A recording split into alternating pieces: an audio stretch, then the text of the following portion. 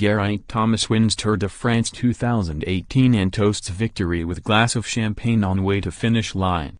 Geraint Thomas sipped champagne on the road into Paris and celebrated the sweetest moment of his career as the Tour de France champion.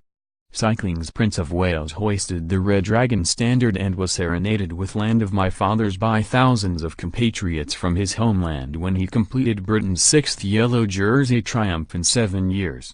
And as he crossed the line on the Champs-Élysées, Thomas became the first British-born winner of sport's ultimate endurance test. Bradley Wiggins was born in Belgium and Chris Froome's native land is Kenya.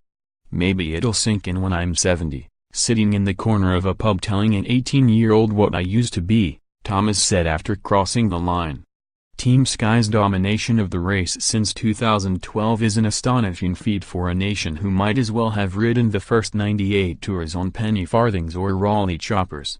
Then came Wiggins, who struck gold for Britain at the 99th time of asking 6 years ago, and Froome's 4 wins in 5 years elevated him to the level of all-time greats. But Thomas, 32, deserved to drink in the moment because he was a 14-1 outsider with the bookies and not even expected to make the podium. No wonder he told French TV, with a mischievous grin, "I'm going to have a big party for a couple of weeks. Maybe even a month." But the double Olympic track gold medalist will never have to buy another drink in his hometown Cardiff after coming home 1 minute 51 seconds ahead of Holland's Tom Dumoulin. Thomas's teammate Froome finished third, 2 minutes 24 seconds behind the new king of the road, and sacrificed his ambition of a record-equaling 5th yellow jersey to help the man known simply as G to his life-changing victory.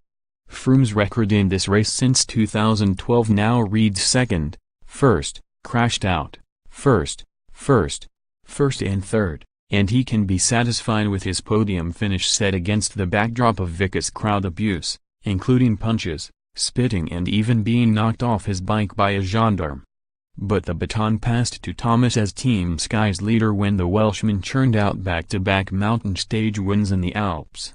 And by the time Thomas sealed his triumph in the Pyrenees, where Froome was twice dropped, and an assertive ride in the Basque Country time trial, the pecking order had changed.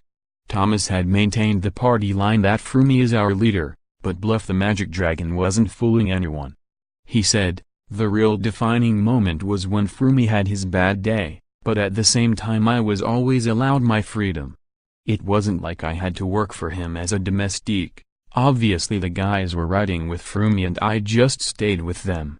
I was the backup leader and if I felt good, I would stay in front. It was clear that I wouldn't have to sit up if I was feeling good and Froome was struggling, but as the race went on it worked itself out anyway." Thomas had been close to agreeing a 3-year contract extension with Team Sky, worth upwards of £3.5 million a year, before Le Tour set off on July 7. They may have to revise those numbers upwards now. After serving 5 years as Froome's loyal sidekick, Thomas the flank engine may be Team Sky's head locomotive now.